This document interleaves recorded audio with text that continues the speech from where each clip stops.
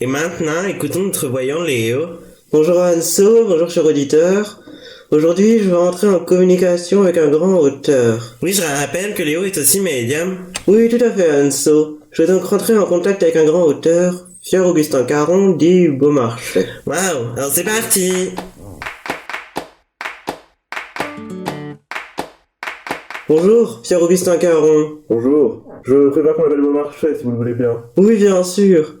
Alors Beaumarchais, qu'est-ce que cela vous fait de pouvoir enfin parler avec des humains? Oh, c'est très bien, c'est même du bien de pouvoir enfin m'exprimer.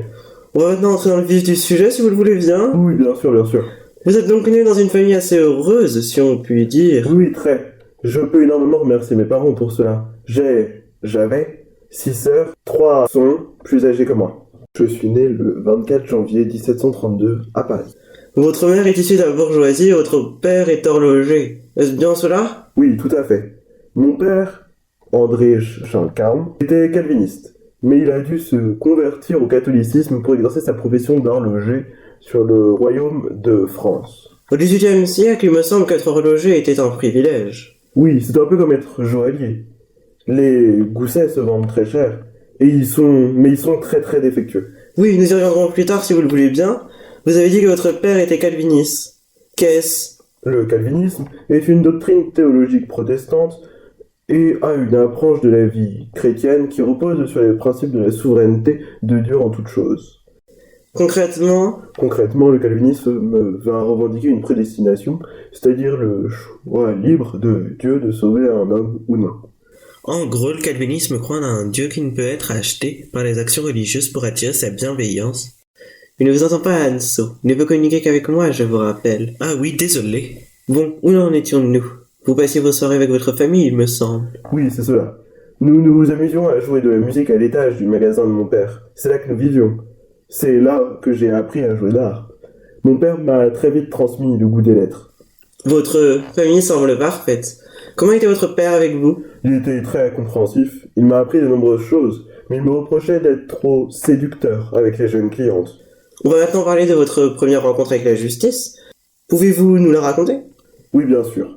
Alors, je me suis attaqué entre 1750 et 1752 à un gros problème de l'horlogerie. Les montres à gousset prenaient de l'avance, si bien qu'on ne savait plus quelle heure il était. J'ai découvert comment régler ce problème à mes 20 ans. Sans trop rentrer dans les détails, j'ai réussi à imposer un petit délai au rouage, ce qui laissait la bonne heure.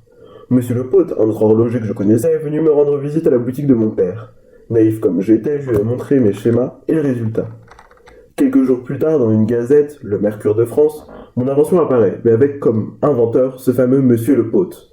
J'écris donc un mémoire au Mercure de France, au ministre Lecomte de Saint-Florentin et à l'Académie des sciences en revendiquant mon invention avec une précision inégalable.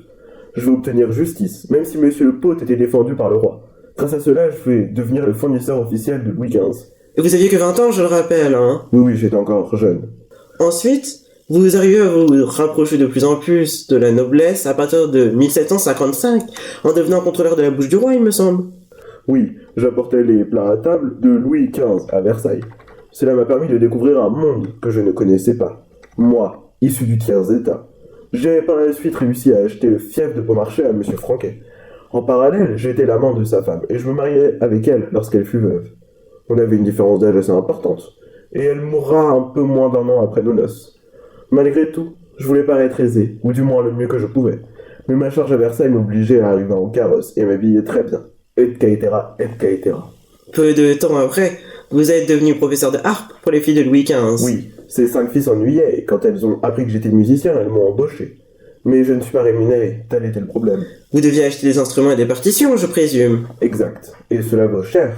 Quelques années plus tard, vous avez rencontré Paris du Vernet. Oui, tout à fait. Il m'a contacté pour proposer aux filles du roi de visiter son école militaire dans Paris, car elle était en train d'être abandonnée. Grâce à cela, le roi a lui aussi visité le lieu qui a repris les formations peu de temps après. En 1764, vous passez un an en Espagne, car votre sœur Lisette va mal. Son fiancé Clavijo s'est désisté 2 fois. Son état psychologique était donc déplorable. J'ai poursuivi dans Madrid pendant 15 jours sans relâche ce fameux Clavijo. J'ai réussi à le retrouver, après qu'il m'a envoyé la police pour m'arrêter. Mais quelles aventures! Ah oui, oui, oui. Vous continuez votre ascension sociale en devenant dramaturge à partir de 1767, avec Eugénie au Théâtre Français. Mais vous avez fait un flop, et votre mise en scène de courtisan dépravé laisse à désirer. Comment l'avez-vous vécu? Au début assez mal, mais cela ne m'a pas empêché d'accroître mes connaissances théâtrales. L'année d'après, je me suis d'ailleurs marié pour la seconde fois avec Mme Lévesque. En 1770, j'ai écrit Les deux amis, une pièce dramatique, autant dans le genre que dans la réception du public. Mais en 1775, ma nouvelle pièce est jouée. Elle a une musique entraînante. C'est Le Barbier de Séville. Sans rentrer dans les détails, mais pour préciser à nos auditeurs, vous allez avoir un fils avec votre nouvelle femme, mais elle va décéder en novembre 1770 d'une phtisie, et votre fils peut-être après. Oui, cette période a été assez dure, mais c'est probablement grâce à cela et à ces épreuves que j'ai réussi à écrire mes succès. Vous avez eu aussi beaucoup de problèmes avec la justice, comme les affaires Lablack et Goezeman, mais nous n'avons pas le temps de les traiter aujourd'hui. Je peux juste ajouter que vous avez écrit des mémoires à propos de vos affaires qui ont été tirées à plus de 10 000 exemplaires, lus jusqu'en Amérique. Vous êtes devenu l'homme le plus populaire de France. Oui, effectivement. Je reviendrai une autre fois si vous le voulez. Merci beaucoup, merci beaucoup. Maintenant, nous allons nous intéresser à vos missions d'agent secret pour Louis XV, puis pour Louis XVI. Mais combien de vies avez-vous eu? Beaucoup, en tout cas. J'ai été envoyé en 1774 détruire un libelle qui critique la favorite du roi Louis XV, Madame du Barry. Un libelle est un recueil de récits critiques parlant souvent de la monarchie. Comment avez-vous réussi? J'ai convenu un marché avec Thévenot de Morande qui publiait le libelle. Je lui offrais 42 000 livres tout de suite, et 4 000 livres chaque année.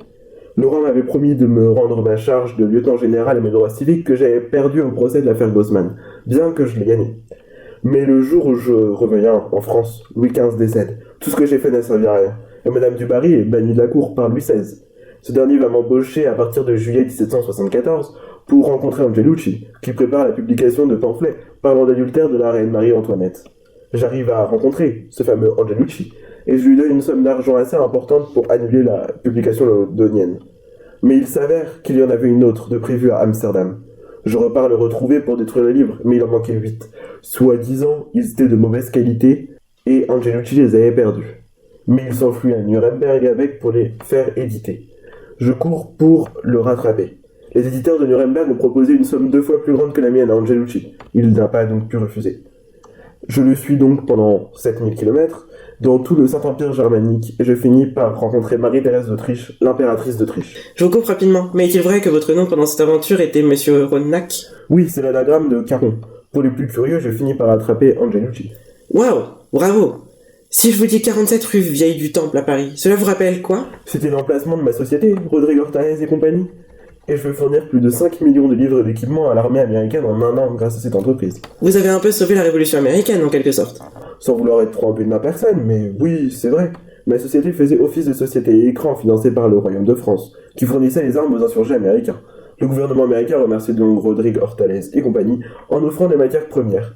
Pour 1 million de livres dépensés par la France, elle en récupérait 3. C'est juste énorme. J'ai eu la chance de voir les profits possibles à faire grâce à la révolution américaine. En 1784, vous publiez une nouvelle pièce de théâtre. Pouvez-vous nous en dire plus? Oui, le fameux mariage de Figaro. Tout le monde se pressait pour venir la découvrir. J'ai voulu critiquer la société d'ordre, mais surtout les hiérarchies sociales de l'Ancien Régime. Pourquoi avoir écrit le mariage de Figaro, avec un petit peu plus de détails si vous le pouvez? J'ai eu une envie de nouveauté, j'avais eu des expériences dans le théâtre plus ou moins concluantes, mais l'envie était là. Aussi, je voulais mettre ma patte dans le mouvement avec les autres lumières. Je voulais aussi émettre une critique de la société, de l'époque, un ras-le-bol. Vous avez aussi rencontré Voltaire? Oui, j'ai édité des œuvres de Voltaire. Je les ai fait rayonner grâce à un réseau d'armateurs que j'ai eu l'occasion de rencontrer pendant la guerre d'indépendance américaine. J'ai donc dû acheter une papeterie en 1780. Par la suite, en 1786, j'ai épousé Marie-Thérèse de Wheeler-Mauroise. Elle était suisse et n'avait que 21 ans, 2 moins que moi. Nous avons eu une fille ensemble. Elle décédera après moi en 1816. Comment avez-vous vécu la Révolution française? J'avais 58 ans en 1790 et je me suis allié aux révolutionnaires. Je suis devenu membre provisoire de la Commune de Paris. Mais j'ai quitté la politique pour essayer de fournir des armes aux combattants de la République. J'ai été incarcéré à la prison de l'Abbaye pendant la Terreur, mais j'arrive à m'en sortir et je reste caché quelques années. Je m'exile à Hambourg et je reviens en France en 1796. J'entreprends d'écrire mes mémoires. Et je meurs d'apoplexie le 18 mai 1799 à Paris. Eh bien, merci beaucoup, mon marché. Merci d'avoir bien voulu prendre contact avec moi et répondre à mes questions. Bah de rien, c'était un plaisir. Au revoir. Au revoir à tous. Eh ben merci beaucoup Léo. C'était vraiment un plaisir de découvrir ce fameux beau marché. Et maintenant, place à la météo.